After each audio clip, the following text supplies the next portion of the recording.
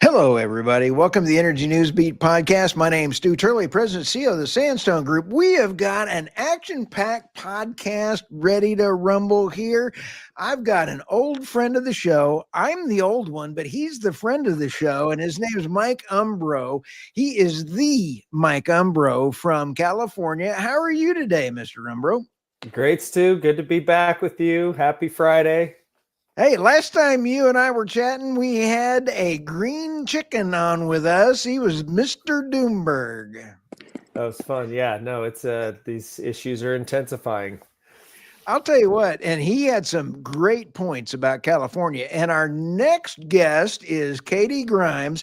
She is the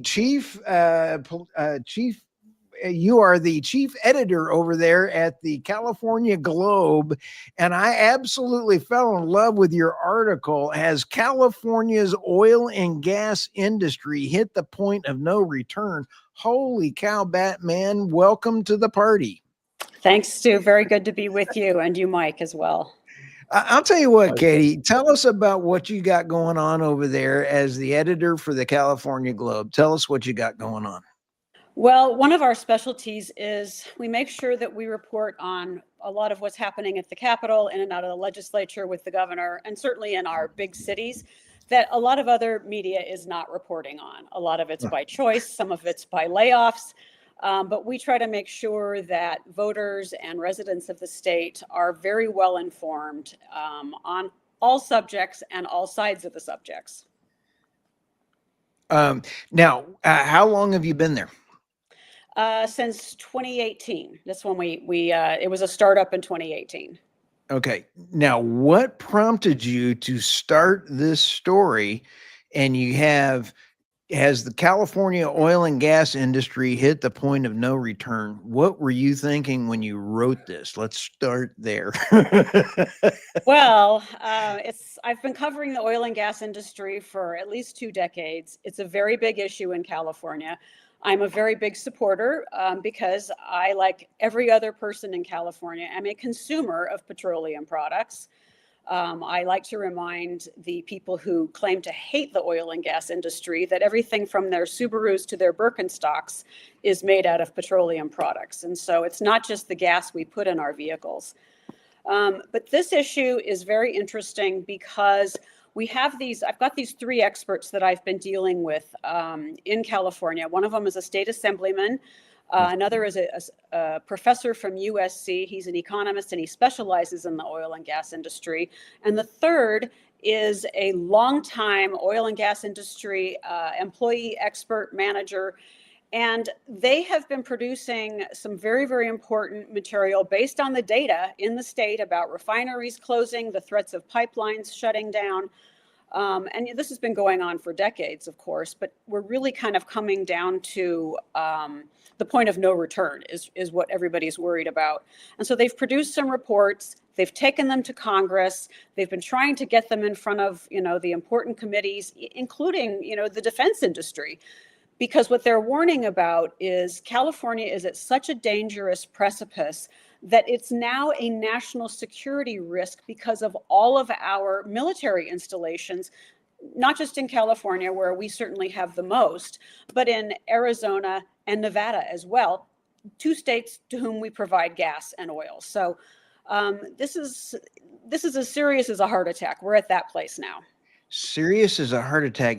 Katy, 2 weeks ago, I believe it was, we got a tanker from India that I tracked the oil that went to the last 3 tankers that went to that Indian refinery that we got came from Russia. Yes. So you actually imported in jet fuel from India that came from Russia, and oh no, we can't have any bad emissions going on, but yet we have thousands of tankers outside the area. It seems to me a pipeline would be a lot safer and less emissions than all those hundreds of tankers out there. Yeah, you're speaking sense, and you're speaking the sense that the oil and gas industry has been fruitlessly trying to impress upon the legislature and this governor what has happened with, refinery after refinery shutting down, or even, by choice, but even, if there's an accident or something that happens, it has forced California into this position of importing so much of foreign crude oil into the state. We know it's not as clean as ours. It takes additional refining. And so there's this hypocrisy going on with, oh, we're clean California. We're going to, we're going to produce the cleanest cars and, mechanics. And yet we're not using our own resources to do it. And what's happened in the meantime is that we are now importing like over 70% of our oil and gas needs into the state. And for our podcast listeners, from Katy's report, we've got a great chart.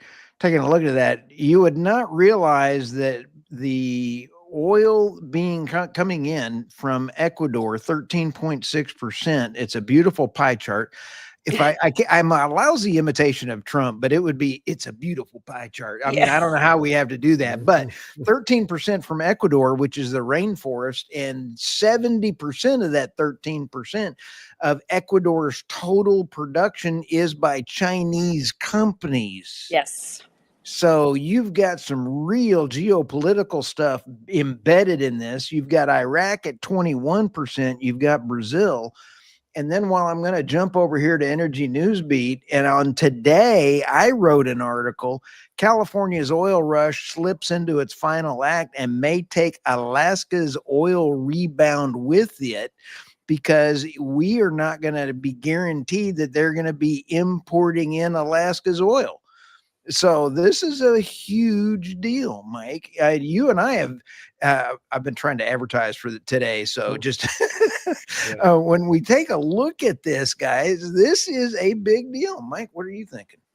It's a huge deal. It's something that I've been thinking about since 2018, 2017, when we started our oil operation, which is interesting, when the California Globe was started around that same time. And here we are 7 years later. We haven't received our first drilling permits just to drill in 8 years. And that's what's happened to every operator in the state of California. And SB 237 was signed by Governor Newsom to try to encourage permitting, or I guess allow Kern County to drill up to or permit up to 2,000 new wells next year and subsequent years for 10 years. But it's interesting because even that bill sunsets, and everything around this lifeline that Sacramento is giving supposedly to the industry, it has a sunset, it has a clause, it has an if and a but and a then, and afterwards it goes to a state agency that still is not moving, whether it's CalGEM or the water boards or one of other, 13 to 20 other agencies that we deal with as operators. And I think that's the point of all of this, is we adhere to the California Environmental Quality Act as a California operator, and we are happy to do it. We still cannot get permits. And that's the heart of this issue, is there needs to be an entire step change in how Sacramento views this. And these little lifeline bills that they've been proposing to us over the past legislative session, just one session, it's not nearly enough. And what's going to happen is we're going to have fuel shortages, as Professor Miche and Katy has reported on. We're going to have fuel shortages. We're going to have fuel coming from Russia via India and Iran and Iraq and all of these places where we have no environmental oversight. And we're going to pay the highest prices in the United States for it. And President Trump is the only thing right now saving California from $8 or $10 gasoline, because we have global prices at $60 at a relatively low price point. But the real catastrophe is going to hit when two things happen. The Valero refinery in Benicia shuts down early next year. That's another 10%. And then when the global prices of crude start to creep up into the 80s and 90s again, we're going to have a leveling up in California that will be at $8 to $10 a gallon. It's destroying the lower middle income, everybody in California. It's destroying all of us. Mike, you're a hero, and you are just bringing this up. Katy, you said Azera told the Globe that Valero, which announced in April 2025 it would be shutting down its Valencia refinery in April 2026, has bumped the closure date up to January. Holy smokes, Batman. That's huge. Yeah, it is huge. It's terrifying. The other thing that's happening is the Crimson midstream pipeline, the San Pablo pipeline that comes from Bakersfield up to Northern California to those refineries that can process that type of crude. They're losing $2 million a month, and they're going to shut down mid-December, is what Mr. Ariza also told me. So we've got like this collision of planets about to happen in Katie, our say state. that again. What's the name of that pipeline? The Crimson Midstream San Pablo Bay pipeline. And it's closing this month? Yes. Holy smoke. Yes. Operators are all scrambling. The operators in northern Kern County, Fresno County, they're going to be trucking barrels off of their leases because they no longer have this pipeline to send it safely to Northern California. And so now you have a constant stream of trucks now on the freeways needlessly because the pipeline's closing. This is an environmental disaster. Yeah. Yes, it is.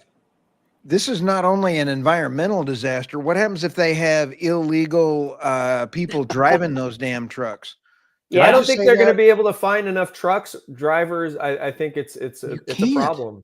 It's a significant problem. That's one of the warnings that the professor has said is there's other solutions, but adding more trucks and drivers to the road is a big problem as it is. Okay, Californians love their beaches. We love Californians loving their beaches. I love going to the California beach, but I don't like going out there and looking at windmills because, as President Trump has said, windmills are ugly. But then on the other hand, tankers are uglier because they leak. And most of those tankers are out of the Russian dark fleet, which are, you get tetanus from looking at those things. They are rust buckets that are underinsured. And if they have a catastrophe, you're going to have thousands of tankers off of the Gulf Shore, which is worse than anything that you have. This is disgusting. Yeah, I agree. Yeah, a point on the tank. I don't know about the seaworthiness of these tankers, but it's worth noting that 7 of the 10 largest spills in U.S. waters have been tanker accidents. We think of the Deepwater Horizon, which is the largest spill, and that was just a catastrophe. But the Refugio beach spill that Sable Offshore can't get reconnected and that doesn't even pop up anywhere near a top 10 list in terms of oil spills. It shouldn't have happened. It was a pipeline failure onshore, but they cannot now. They're the only operator that could bring on that amount of barrel, 45,000 barrels a day from our facilities, but it's in federal water. And so this is exciting to see this kind of an issue come up where, are we going to have to see Sable tanker their own production to East Asia because California will not even allow our federal offshore waters to be connected via pipeline. It's a total domestic, onshore operators like myself are under siege, having to truck product. Offshore operators like Sable that was excellent are going to be turning to tankers themselves to get the product out there. So it's really fascinating to see that we will allow an endless stream of foreign tankers to invade our shores, but we will not allow our production to benefit our people. This is very much like Comp 30 when you have a bunch of people like Ed Miliband, who is one cookie higher than a Muppet. He flew twice to Brazil during the same meeting. He not only did I guess he forgot his car keys, or something. He flew there, flew back, and then flew there, and then flew back. How much CO2 did Ed Miliband try to go to Brazil and do that? But Californians pride themselves on being ecological leaders. This is absolutely destroying it. And I just interviewed Dr. Gene Nelson, who is a nuclear fan. And he is a very cool cat and lives in California. And he made a very bold statement and said, California by its green movement is putting more CO2 into the air because of the grid and its structure. And he went into the details. This PhD actually was reeling all this in, and I got my big chief tablet and my crayon. I'm going, okay, that's good. That's good. California is putting the big sign out there. We are ecologically friendly, but they're doing the exact opposite. I don't get this. I think it shows you there's just this major failure in policy, because the policy was based on ideology, not on science and facts and the reality of what the people of California need to live. I am an all of the above energy person. Bring Yes. it all on. I don't care if you love algae energy. If you think you can get energy from it, do it. But we need everything. I live in Sacramento, where we have the closed Rancho Seco nuclear power plant. And for decades, we've been asking, reopen it, get it going again, update it, do what you need to do. But we need these nuclear plants all over the state because, again, clean energy. And you can't get these buffoons in the legislature to buy into that because they're taking so much environmental money. It's I wonder true. if And just USA sorry, Stu, I didn't mean to cut you off. I was just, while we're talking nuclear, I live in San Diego. We had San Onofre nuclear generation station shut down in 2013. So the grid's been destabilized from the north and the south with these major baseload clean power plants that have been stripped from us. And then we're given this solar and lithium grift that destabilizes the grid further. And that's why projects like mine, geotest new technologies going back into these oil fields. That's the message that is scientific and of the future, that California agencies need to be permitting new technologies in existing fields rather than just shutting down our baseload power generation or our baseload oil production that has the potential to also be a big provider to the grid. So by not permitting anything, we lose out on the past, the current, and the future. It's like you can't make a worse energy policy than what we've got. Mike, I want to give you a shout out because your leadership on this is absolutely huge. And when you take a look at what you're doing with the Californians for Energy and Science, I want to hear a little bit about what you're talking about with what you're really leaning into on the thermal and the geology of reactivating Kern County. But let me ask this, because this is really important for all of Californians. And that is, when we sit back and take a look at the if Governor Newsom actually provides the 2,000, Brandon loves you. Yeah, the permits. Yeah. Okay. Way to go, Brandon. If Governor Newsom actually has 2,000 permits, I'm going to call him Climate Bob. Remember Baghdad Bob that actually could not do anything? I'm just going to call Governor Newsom, just so we don't get shut off of the air, Climate Bob. If Climate Bob slow walks these things to death, let's say he now has 2,000 permits in Kern County won't keep that pipeline open. 2,000 permits going to take a year or two to get drilling in order to get people. We've had thousands and thousands of oil companies lose the talent out of California. How can we start now, Mike, and really take this forward when the mine trust has left?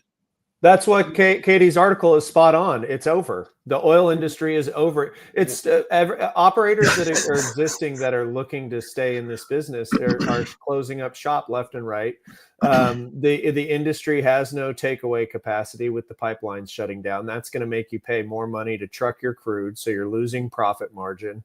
And then the state is just piling on more abandonment fees, all these costs of operating. It's no longer, which is why, back to Valero and Benicia, they've sped up the timeline. They're losing so much money. It's better for them to close up shop even earlier. And that's what's poking a hole in Sacramento's ideology. And I don't think anybody in our industry is waiting for Governor Newsom to sign, these permits or allow CalGEM to issue these permits. The county itself is trying to figure out how to process permits going forward in the new year with 237. They still don't have a clear process in place. They have about a month to do it. I don't think they will be able to. There's still litigation issues with the lawsuit, the sequel lawsuit that the county's dealing with. So they don't know how to deal with the current litigation. So permits will open. My prediction, will get up to 2,000. I would say less than 1,000 will be applied for because the industry is just so beat up.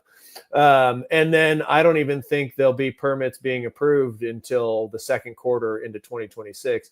And you've got low oil prices. So no one's enthusiastic about drilling in a $60 price environment. So that's why I've said geotest for us, making clean power out of the reservoir, aligns long-term with California's goals. It allows us to have a longer development horizon for our project. And most importantly, the majority of the economics are on clean power sales in a state that doesn't have enough power. So we've totally shifted our mindset from looking at oil to looking at providing power out of oil reservoirs, which is how amazing and how prolific and how abundant these natural resources are, that we can do something like that with 3 national labs in the Department of Energy. But back to Katy's thesis, which is totally true, the industry is dead. We need to start talking about it in past tense as she's done, because it's the most accurate way to report it. Okay.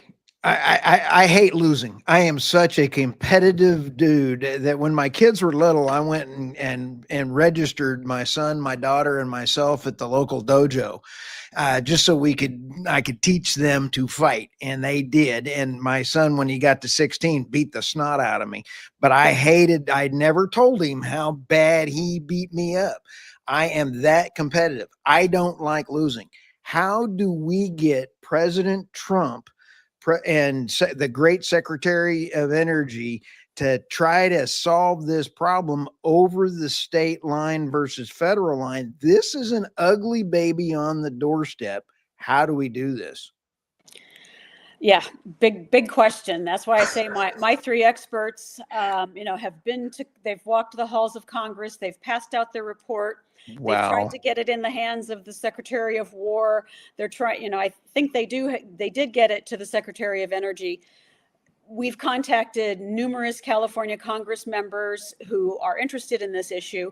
I'm hoping they're working behind the scenes. I don't have any other answers. It makes you, there's a couple of things happening even politically here. It makes me wonder, A, there's no way Governor Newsom could be this incompetent. This has to be deliberate. And B, is the federal government going to let California fry? Mm-hmm.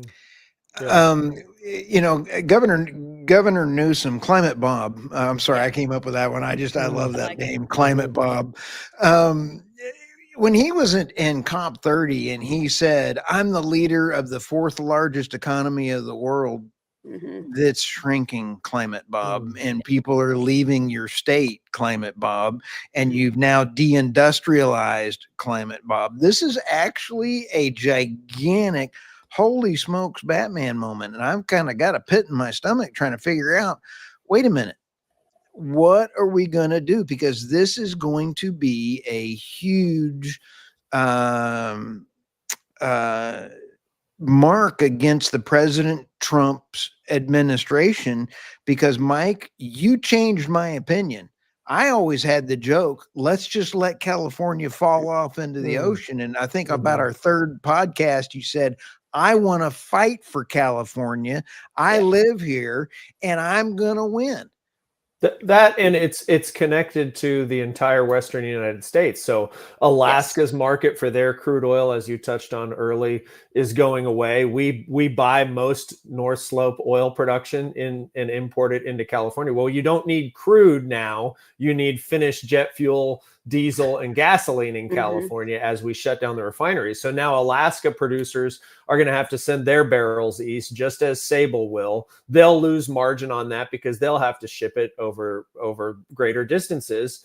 And we lose a domestic Wow. trading partner and energy dominance between Alaska and California, which in the 80s and early 90s, Alaska and California supplied about 95% of the crude oil to California. We were just Wow. two peas in a pod. That's how it worked. Right. The refineries were built to take their crude and our crude. That's why we have to source this heavy crude from the Amazon region now or Iraq. And so I think, to just follow up on the thought of how's it get fixed, I think Governor Newsom terms out. The new governor obviously is going to have to deal with this, coupled with President Trump will still be in office when we have the World Cup and the Olympics coming to California. So I think federally they are going to start, being able to push. I hope our company can be a conduit where we have a federal project with this geotest demonstration. Can we get billions of dollars coming into the west side of Kern County to build data centers, AI factories that were not being built right now in California because we don't have the affordable power? Out on the west side of California, if we can bring new technologies, we can bring those tech businesses, those tech jobs, construction jobs, start revitalizing the state and the region out of Kern County, which is the energy hub of not only California, but the United States. And it can be. And President Trump knows that. Kern County was the top oil producing county in the lower 48 in 2013. Trump and his team know the potential. Chris Wright, Secretary Wright, started his career in the Central Valley. He knows these reservoirs are not going anywhere. So my wishful thinking, I'm an optimist, is that they're just saying, you know what, Governor Newsom, we're going to let you do what you do for the next 8 months. You're going to be gone. We'll come and fix it. We'll fix your mess after you're gone. And then it won't be this butting of the heads in the media all the time. I don't think they want to do that between Trump and Newsom. Newsom's done. Wow. Katy, your thoughts on that? That is great analysis, Mike, and I totally agree with you. I don't think they have any interest in letting the state of California fry. Even in diminished capacity, the oil and gas industry in California is 8% of our GDP. So you can imagine, it's still so important. Yeah, I think Mike is right. They're going to let Governor Newsom be done with whatever he's going to be done with. At least he won't be our governor anymore. I also don't think he'll be our president, but that's a discussion for another day. And I do believe they recognize the importance of California. I've often said that and this is like not crazy conspiracy stuff, the United States enemies would love to break apart the United States of America. And the first way to do that is by diminishing California's importance. Break up California, destroy California. So there's important forces at work here that would like to see California fail. I'm with Mike. I think there's more of us in the state than them. And we know that California is a super important state to our country. And so does this government. I've always thought that when Governor Newsom could not clean up the homeless issue, and then President Z makes a appearance, and within 15 minutes, the homeless are cleaned up. There's no poo on the sidewalk, and President Z looks around. I go, there's a contract between those two men and back channel funding going on. All of a sudden, I smell a rat. Oh, yeah. Gavin Newsom's connection to China goes way back to his mayoral days. So, yeah, we know that's there. We're now questioning connections to Venezuela as well. And you'll notice in my article, I made a comparison to Gavin Newsom and Maduro. He's taken this, well, he had Jerry Brown's help. We know that. But he did take this beautiful state full of natural resources and is just destroying the economy. And frankly, the natural resources that are left they're not going to the original owners. They've threatened a full-on takeover by the California Energy Commission.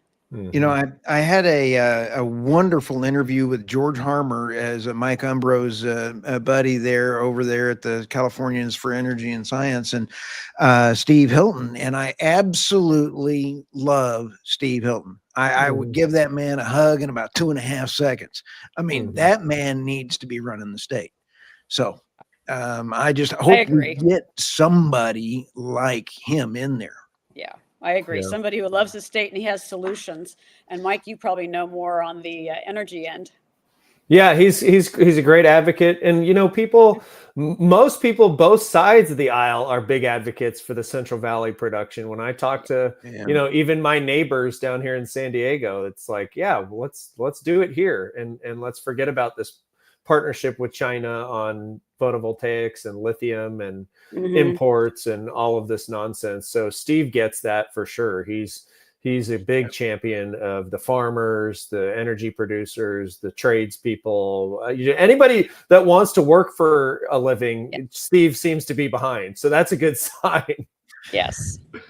Well, I've got 3 projects that I'm trying to get in front of Secretary Chris Wright, and this is one of them. And so this is a huge one. As I get these ordered in, it's turned into a bit of a bigger project than that. He's a busy man, but this is a big project. And so, Mike, how, if you got funding, because I'm also working with a group that is building a refinery for coal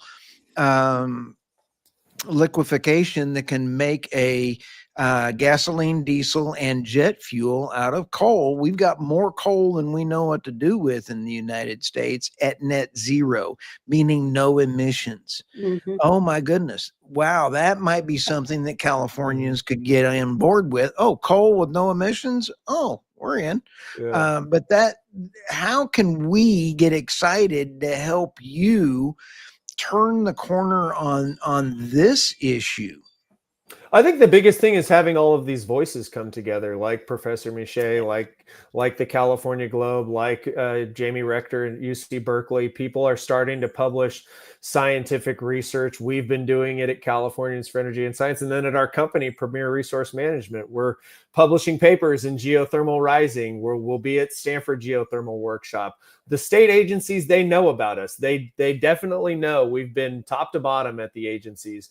I believe Secretary Wright knows about our project as well. I met him briefly last December by happenstance, him and his wife in the lobby of a hotel. Couldn't be a nicer guy to have, someone like me just walk up and interrupt him and tell him about our project. And our project is one of 5 that this DOE has approved under President Trump that was awarded under President Biden. So it's a bipartisan technology. It offers massive scalability. We think we can do 90 gigawatts of geotest power in the West Side oil fields alone. That would solve all of California's energy storage needs, because we're 1,000 hours duration, 42 days instead of 2 to 4 hours. So these technologies will be unlocked. I believe that will be akin to horizontal drilling and hydraulic fracturing in places like the Permian. We will present technologies. You just mentioned zero emission coal to gasoline. I mean, if we can do that, we can do zero emission power out of oil reservoirs. Thank you. How much gigawatts? I want to be Christopher Lloyd. I wish I had his hair, but how many gigawatts? Our specific site at full development will be 0.5 gigawatt to 1 gigawatt, just at our site alone. So the reservoirs are massively thick and massively wide. They're huge in California. They're world class. So that much pore space exists to store thermal energy. Couple that with how we're heating it, which is sunlight. It's well documented. We have plenty of solar irradiance in the Central Valley of California.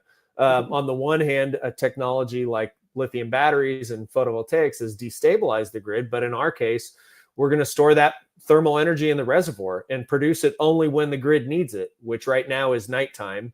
That is and seasonally. Yeah, so we'll build 90 gigawatts of this as the industry. If we show something works that is this innovative, everybody will follow it. And that's the concept. That's capitalism. That's showing a new technology coming into an existing infrastructure, but that meets the needs of the state moving forward, and that can make money without, constant subsidy by the ratepayer. Yeah. Katy, what are you seeing from your contacts, and what are you going to write next? Because this was I read this and I was like, I got to talk to her. I'm sorry. This is important. What are you writing next? Well, it is important. I agree. Remember, though, I'm just the reporter. I'm not the innovator in this industry.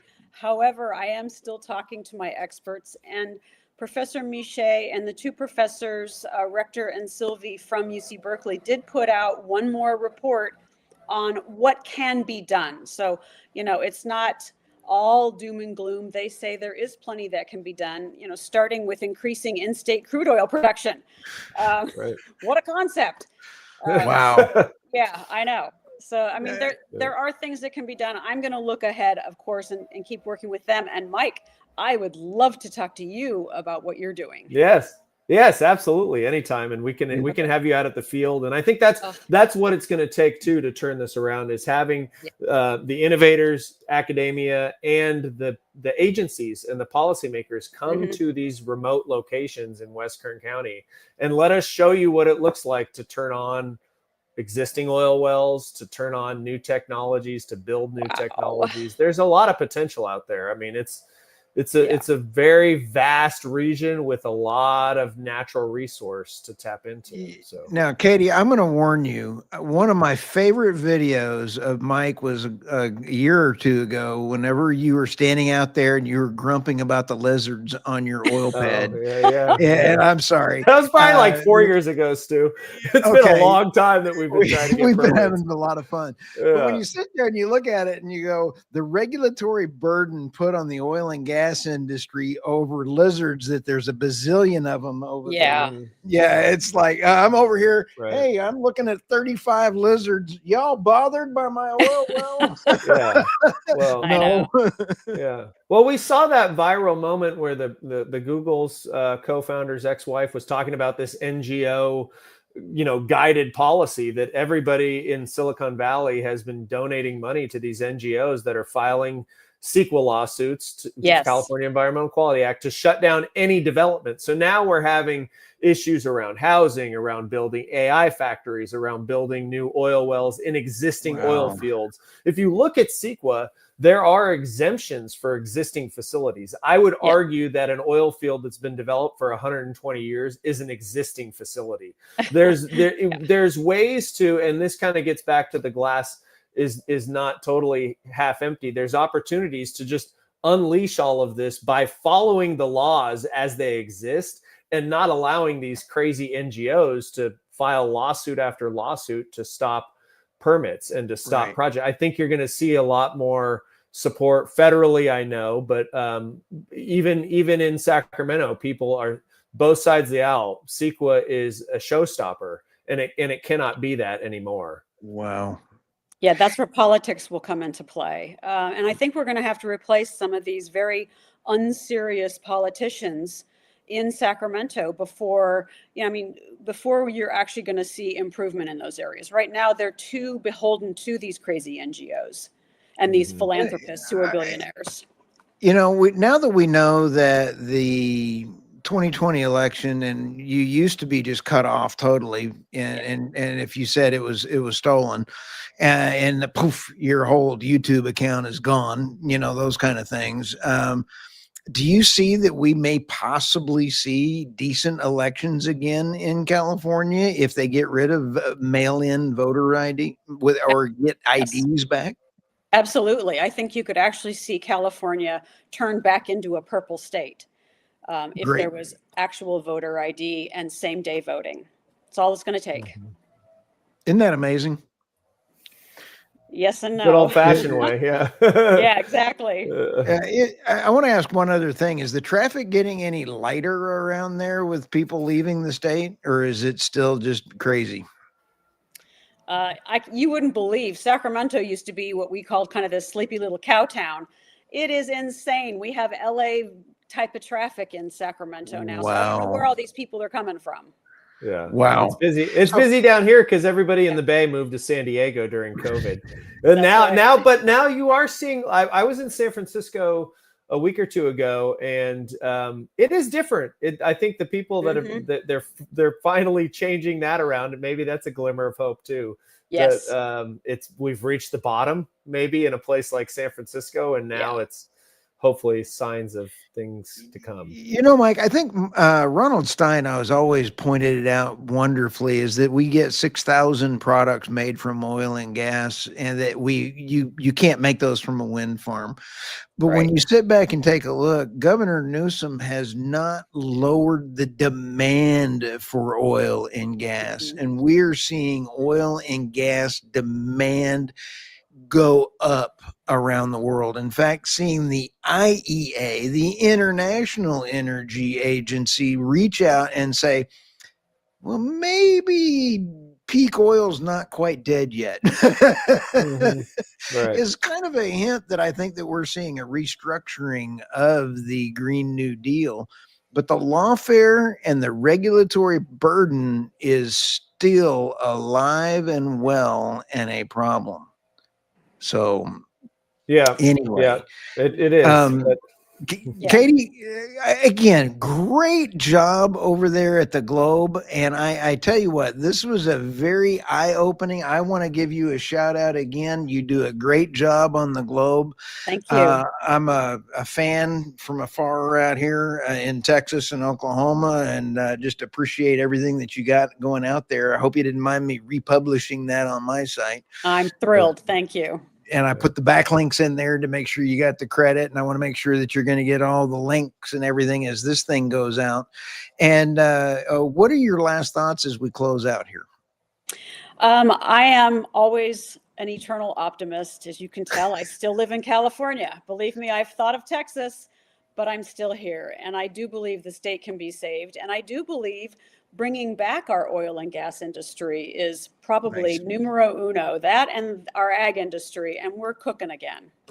I love it. And Mike, as always, I can't wait to give you a hug, and that'll be a lot of fun. What are your last, and I cannot wait till we get your project funded, and then you and I and Chris Wright can sit down and talk about this.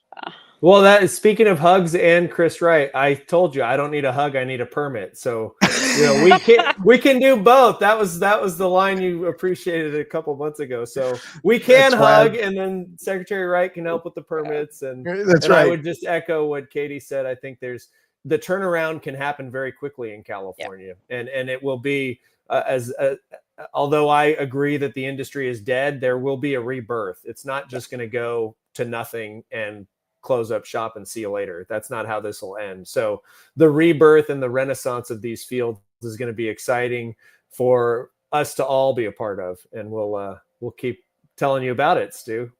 All right. Well, with that, my name is Stu Turley, President of the Sandstone Group. This was the Energy News Beat podcast. Thanks, and we'll have a great day. See you guys soon. Thank you.